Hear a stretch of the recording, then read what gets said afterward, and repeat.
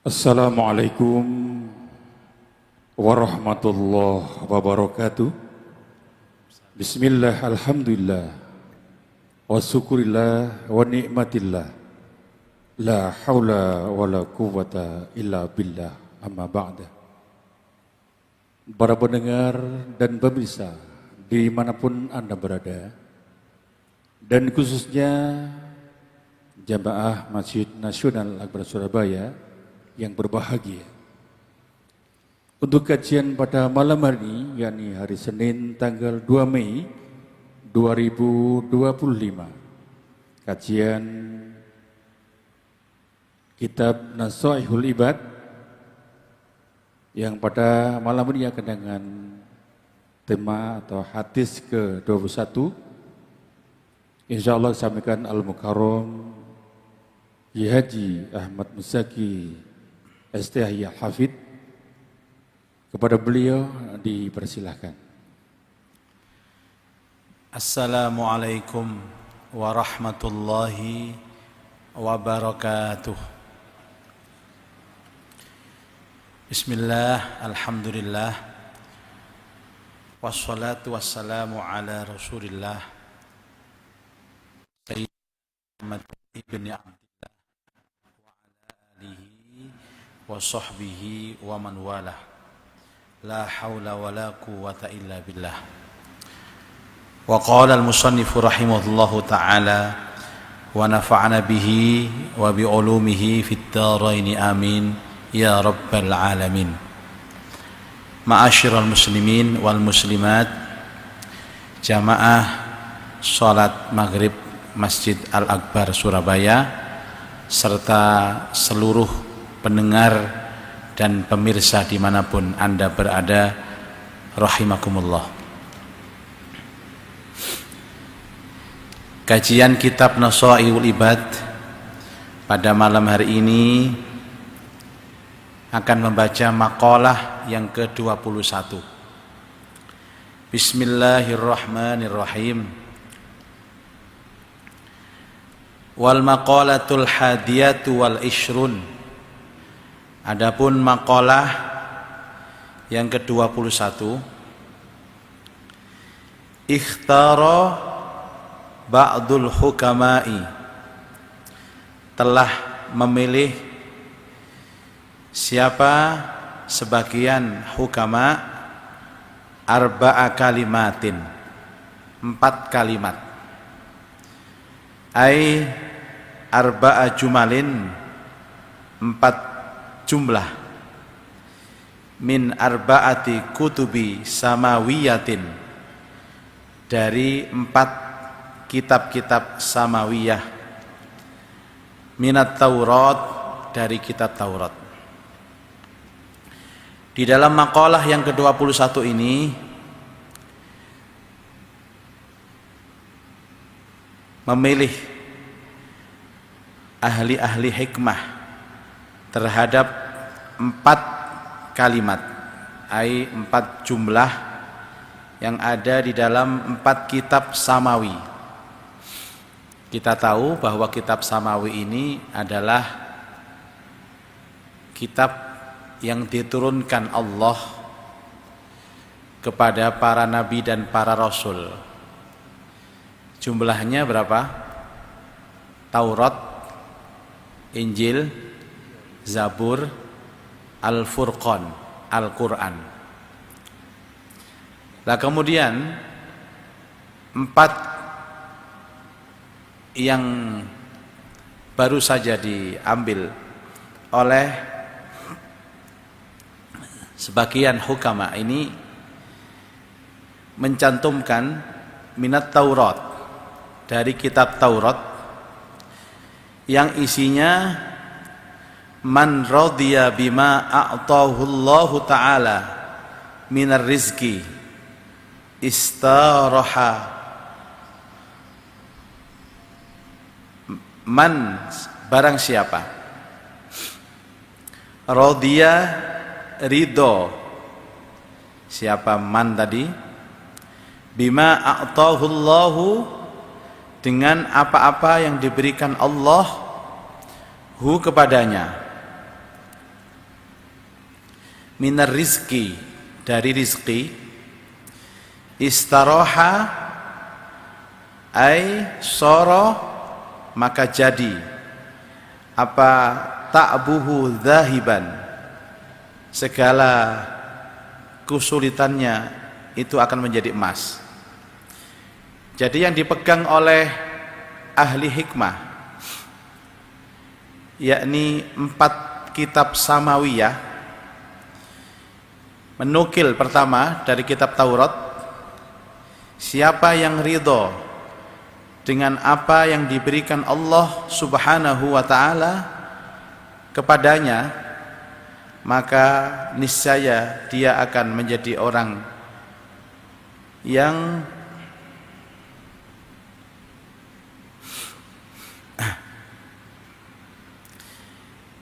orang yang akan kesusahannya itu akan menjadi emas. Jadi orang-orang yang ahli hikmah itu mengambil dari kitab Taurat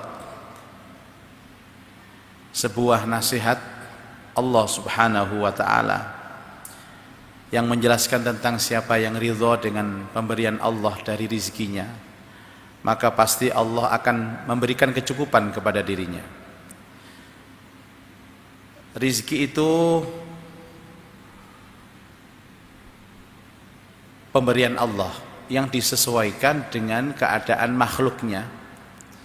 Jika makhluknya itu butuh, maka dia akan diberikan rizki sesuai dengan kebutuhannya. Hanya saja manusia ini kan tidak. Manusia ini selalu ingin lebih dibanding dari segala kebutuhannya. Misalkan dia hanya butuh makan, itu hanya butuh sesuap nasi untuk makan, tapi dia membutuhkan seolah-olah bersuap-suap nasi, sehingga membuahkan dia menjadi orang-orang yang bingung. Padahal orang-orang yang ahli hikmah yang mengambil kitab samawi dari kitab Taurat, terdapat nasihat yang simpel. Barang siapa yang ridho dengan apa yang diberikan Allah kepadanya dari rizki, niscaya dia akan menjadi orang-orang yang kecapeannya itu akan menjadi emas.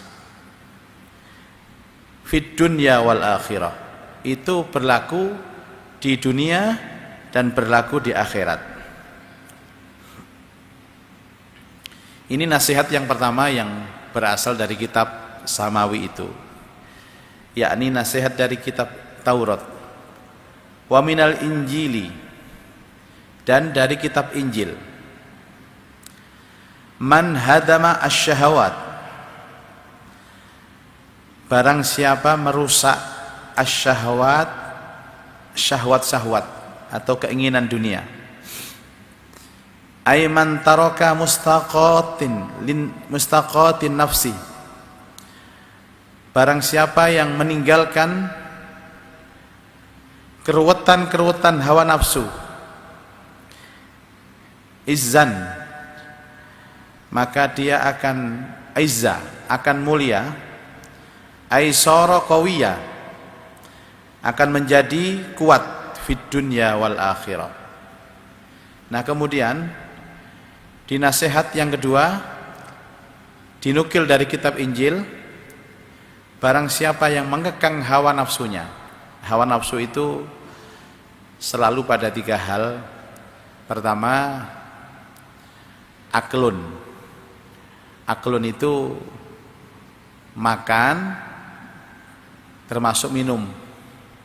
Kemudian naumun, yakni istirahat, tidur. Yang ketiga apa? Hawa nafsu itu ilajud dzakar, memasukkan alat kelamin. Artinya sumber dari segala nafsu itu adalah 3. bagaimana orang itu menuruti hawa nafsu tidurnya. Jadi seharian tidur terus. Yang kedua, bagaimana orang itu disuruh memperturuti hawa nafsu perutnya. Perut ini yang paling banyak, terutama ketika mencarinya. Hanya memperturuti perut, orang itu bisa lupa terhadap segala-galanya.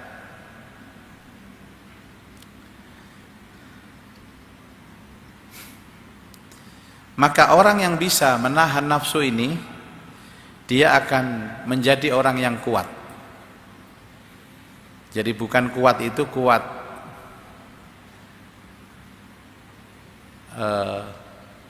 kuat tidak pokoknya yang penting dia menahan nafsunya, pasti menjadi orang yang kuat di dunia dan di akhirat. Wa minaz zaburi, dan diambil dari kitab Zabur.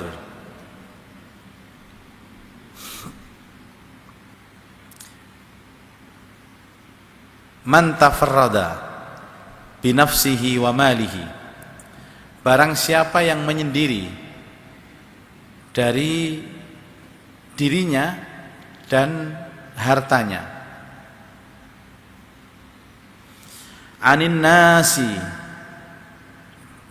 dari manusia.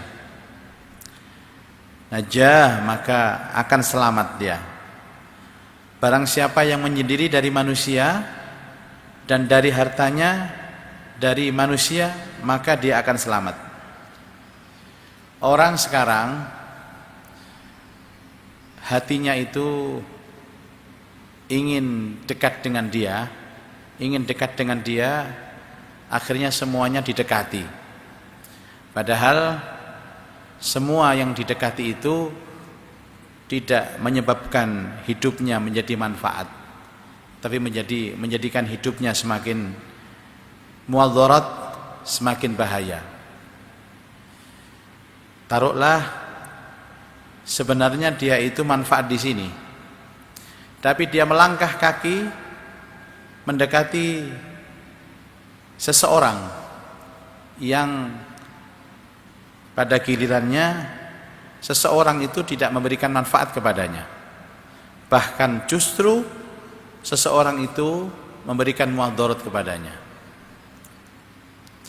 Sebenarnya kalau dia menyendiri dari manusia, menyendiri dari hartanya dari manusia, dia akan hidup tentram, tenang.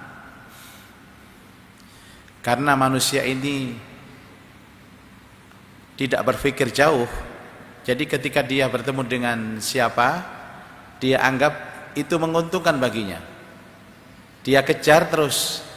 Akhirnya bukan harta yang banyak yang dia peroleh, tapi muadarat atau kehidupan yang tidak lebih baik dari sebelumnya. Ai khallasa minal halaki,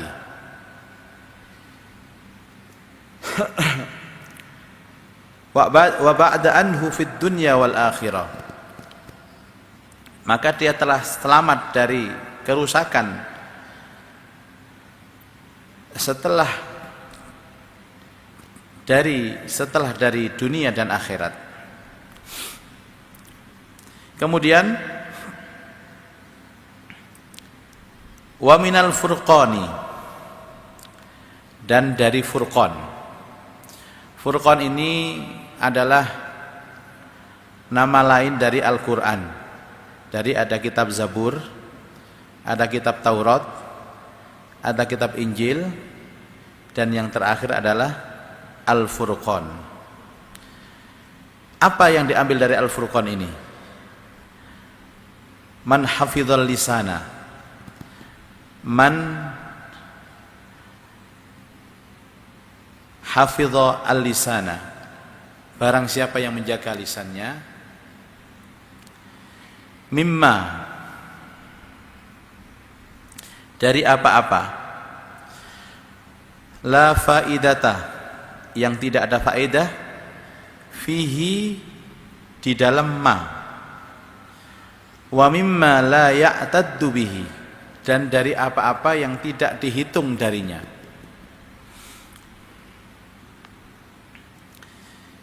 Seperti sabda yang lain,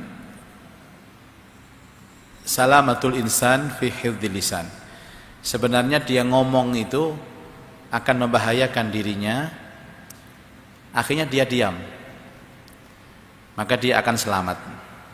Dan banyak seperti ini, saudara-saudara. Orang yang diam itu selamat, itu banyak. Ada yang bilang katanya diamnya seseorang itu adalah emas, karena membuahkan sebuah hasil yang baik, daripada harus bicara dengan ngawur yang pada akhirnya menghasilkan sesuatu yang enggak baik.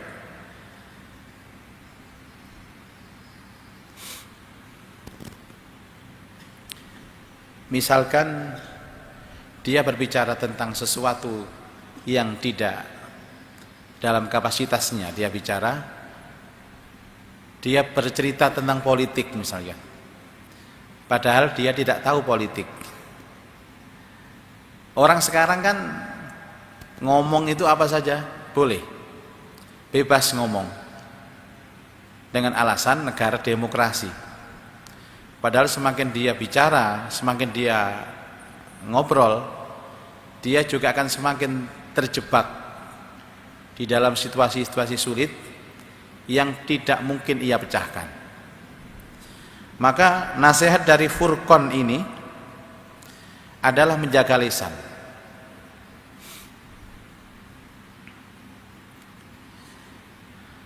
Sallama, maka dia akan selamat. Khallasa minal afat, dia akan terbebas dari afat fid dunya wal akhirah, baik kehidupan di dunia maupun kehidupan di akhirat. Ruwiya annahu sallallahu alaihi wasallam, diriwayatkan sesungguhnya Nabi sallallahu alaihi wasallam qala, bersabda siapa Nabi, ahabbul a'mali ilallahi ta'ala hifdzul lisan, amal yang dicintai Allah adalah menjaga lisan. Menjaga lisan itu dengan tidak bicara, terkecuali ada amanah seperti ceramah begini. Bagaimana kalau ceramah nggak bicara? Nggak bisa. Yang dimaksud tidak menjaga lisan itu ngetabrus itu loh. Tahu ngetabrus? Yang ngomong ngalor ngidul nggak karu-karuan itu. Seperti saya pernah berjumpa dengan seseorang, saya dengarkan dia ngomong dari A sampai Z, dari pembahasan masalah masjid menuju ke masalah militer, menuju ke masalah politik, muter-muter, tidak ketemu jeluntrungnya. Orang yang menjaga lisan, jika dia bodoh, maka dia tidak akan nampak dia seorang yang bodoh. Orang bodoh ngomong, itu kelihatan bodohnya. Orang kelihatan, akhirnya dia diam, dia nggak kelihatan bodohnya. Orang alim kalau doyan ngomong, ini hilang alimnya. Orang alim itu kalau diam, dia semakin akan dicap orang alim. Itulah orang bodoh sama orang alim.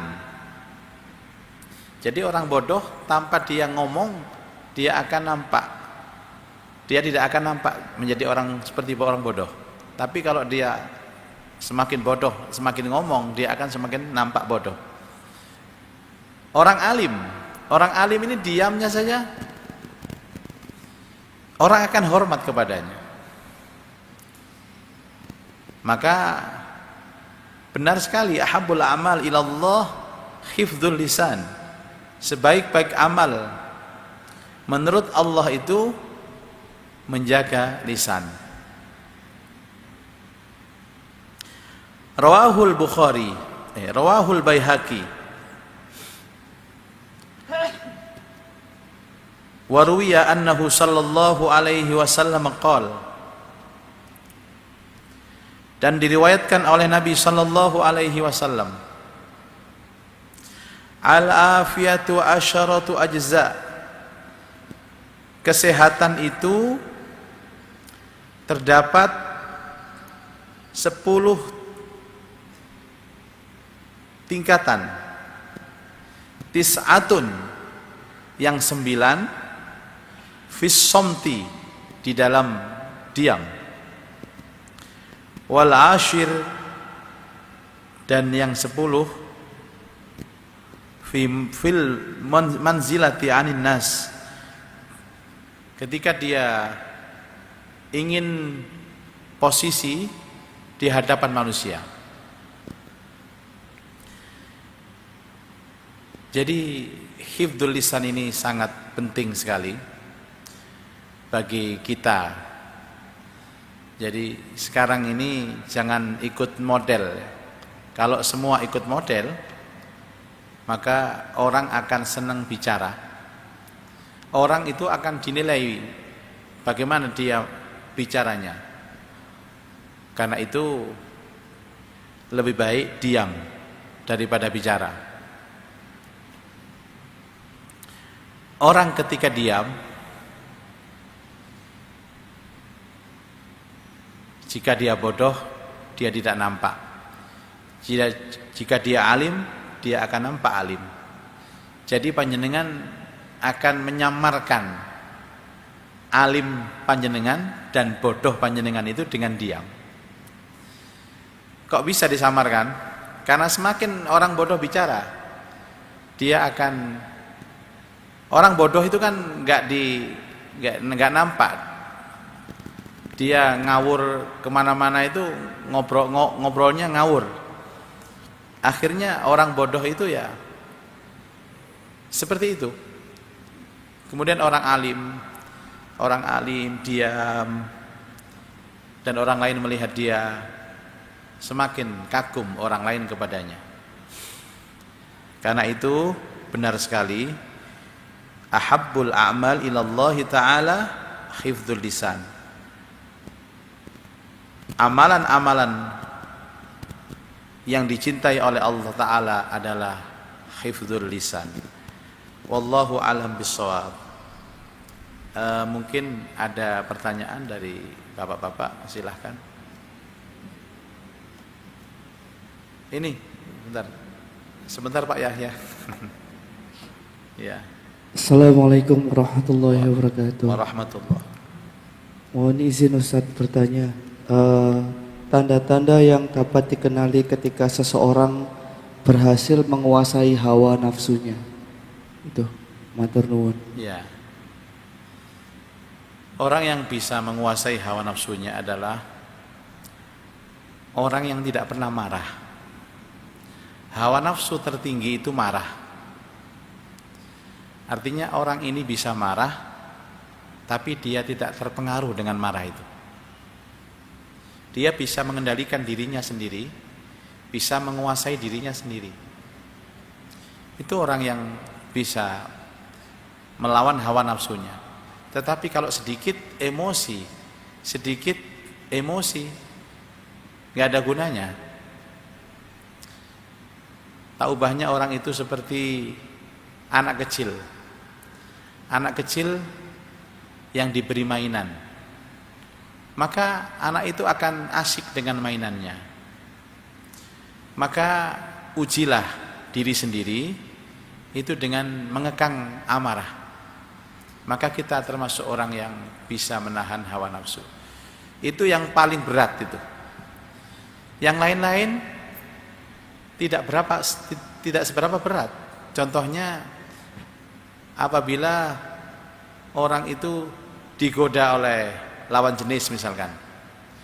Tapi kalau dari awal dia amarah saja bisa mengekang, maka yang lain pun bisa dia kekang. Tapi kalau amarah tidak bisa dia kekang, mustahil dia bisa mengekang amarah hawa nafsu yang lain. Jadi wal kadhiminal ghaidh itu orang yang dirindukan surga. Maka tempatnya di situ. Kalau orang itu bisa mengendalikan hawa nafsunya berupa mengekang amarahnya, maka orang itu akan bisa mengendalikan nafsu-nafsu yang lain. Begitu, Mas. Ya. Berikutnya Aba Yahya. Ya. Assalamualaikum warahmatullahi wabarakatuh. Waalaikumsalam. Mohon maaf Yai. Ya. Sering kita dengar satu kisah-kisah. Ada 4 kisah yang saya catat. Yang pertama pembunuh, Yai, yang pembunuh yang mau tobat sampai membunuh 100 orang, kemudian dia Taubat. Tobat itu. Apakah itu bukan dari Al-Qur'an? Mohon maaf. Iya. Yang kedua pelacur. Hah? Pelacur, Yai. Oh iya. Pelacur yang ngambil air dengan sepatunya itu. Kemudian yang ketiga orang soleh yang mabuk kemudian membunuh. Yang keempat Al-Kahfi. Apakah ini dari kitab-kitab samawi? Mohon maaf, Yai. Iya, cerita itu memang bukan berasal dari Al-Qur'an, kecuali Al-Kahfi itu ya. Itu berasal dari cerita zaman Bani Israel yang kemudian oleh Rasulullah SAW itu dijadikan motivasi. Adapun orang yang bertaubat, ini ada hak prioritas Allah ya, hak prioritas Allah. Orang sebagaimanapun melakukan dosa, melakukan pembunuhan, asalkan dia niat untuk bertaubat, itu pasti akan mendapat ampunan dari Allah. Itu kan ceritanya bahwa dia bunuh 99 orang, ya kan? Ketemu orang satu, dibunuh juga sekalian. Bayangkan, satu ini dibunuh gara-gara dia tidak memberi solusi tentang dia bisa taubat. Tapi niatnya masih ada. Niat bertobat masih ada. Bertemulah dengan orang yang baik, kemudian disuruhnya dia keluar dari kampungnya. Kemudian perjalanan ke kampung taubat, dia meninggal dunia. Di situ malaikat debat antara malaikat baik dan malaikat jelek. Oh, ini neraka, surga, ini neraka, surga. Kemudian malaikat Jibril menjadi hakim dari kedua malaikat itu, diukur jaraknya. Ini kan surga menurut ukuran jarak meteran itu. Sesungguhnya ini adalah inspirasi. Cerita ini memang tidak ada dalam Al-Quran, tapi bisa menjadi pijakan kita untuk bercerita kepada orang-orang yang suka bertaubat. Di mana seseorang itu yang hatinya masih ingin bertaubat kepada Allah, maka pasti ada jalan. Adapun pelacur yang memberikan minum kepada anjing, itu memang dia pelacur. Tapi ingat, tidak semua pelacur itu pelacur. Karena pelacur itu ada yang didesak oleh profesinya. Waktu di Gang Doli itu dulu ada lomba qiraah. Lomba qiraah itu saya kebetulan dewan jurinya. Yang juara 1, juara 2 siapa? Itu guru TPQ. Guru TPQ di kampungnya. Tulungagung apa mana itu? Yang mereka terdesak, guru TPQ punya orang tua yang sakit, kemudian melangkahkan kaki ke Surabaya, tiba-tiba diterima oleh seseorang hidung belang. Dan entah karena apa dia terdesak. Akhirnya dia dapat juara itu, dia bertaubat kepada Allah. Dan kembali hadiah juaranya itu dipakai untuk membina anak-anak lagi. Itu suaranya enak loh Pak. Enak suaranya. Nah, jika ada pelacur seperti ini yang menolong anjing, itu akan diberikan rahmat oleh Allah Subhanahu wa taala. Terus yang ketiga tadi apa Pak? Oh iya, jangan bangga dengan predikat soleh yang kita terima. Orang soleh, orang tidak soleh itu dinilai oleh Allah dari terakhir hidupnya. Sebagian orang soleh, ada orang yang beramal amalan soleh sehingga kurang sejengkal lagi dia masuk surga, tapi di akhirnya dia telah bermesum dengan seorang perempuan. Ada juga orang yang asalnya itu tidak soleh, sampai ketidaksolehannya itu sejengkal lagi memasukkan dia ke dalam neraka. Tapi akhirnya yang terjadi, dia bertobat kepada Allah. Jangan menyepelekan, jangan bangga dengan amal soleh kita. Dan jangan pula kita selalu menyudutkan orang-orang yang tidak beramal soleh. Bisa jadi orang-orang yang beramal soleh itu besoknya lagi dia menjadi murtad. Dan orang-orang yang beramal tidak soleh itu atau tidak baik itu akhirnya dia bertobat kepada Allah. Tidak ada jaminan, orang soleh tidak ada jaminan. Adapun Ashabul Kahfi, ini cerita yang sangat terkenal di dalam Al-Quran. Ya, terkenal di dalam Al-Quran. Kalau ini memang adalah orang-orang yang hidup di zaman Bani Israel. Pada waktu itu rajanya, termasuk raja yang zalim, dia dikejar mempertahankan agama itu, masuk ke gua. Akhirnya Allah Subhanahu wa taala tampakkan kebesarannya. Kemudian 7 pemuda ini tertidur di dalam goa. Dan akhirnya mereka terbangun karena lapar. Mereka kira mereka hanya tidur sehari saja, setengah hari saja. Mereka berdebat akan itu. Tapi menyuruh satu orang untuk keluar dengan membawa lempengan uang untuk membeli sesuatu perlengkapan. Kemudian ditanya oleh orang luar sana, dilihat uang Anda ini sudah tidak laku lagi. Akhirnya di-cross-check kembali. Masya Allah, ternyata ada 7 pemuda yang tertidur di dalam goa selama 309 tahun. Kemudian orang berkumpul di sana, akhirnya membangun masjid di depannya. Itu cerita dari Al-Quran. Dan cerita-cerita di atas tadi merupakan inspirasi cerita Rasulullah Shallallahu Alaihi Wasallam. Begitulah orang yang punya niat itu. Jadi niat itu tidak akan terkalahkan dengan apapun.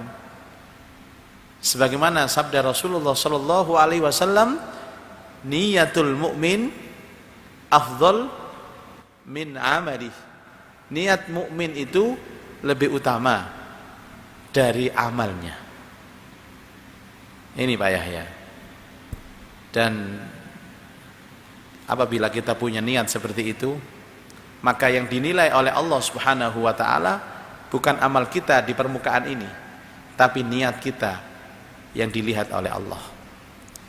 Saya kira demikian Bapak Ibu. Terima kasih. Semoga hari ini kita mendapatkan ilmu yang manfaat dari kajian yang kita sampaikan. Mari kita tutup dengan doa. A'udzubillahi minasyaitonirrajim. Bismillahirrahmanirrahim. Subhanakallahumma wa bihamdika asyhadu an la ilaha illa anta astaghfiruka wa atubu ilaik. Wassalamu alaikum warahmatullahi wabarakatuh.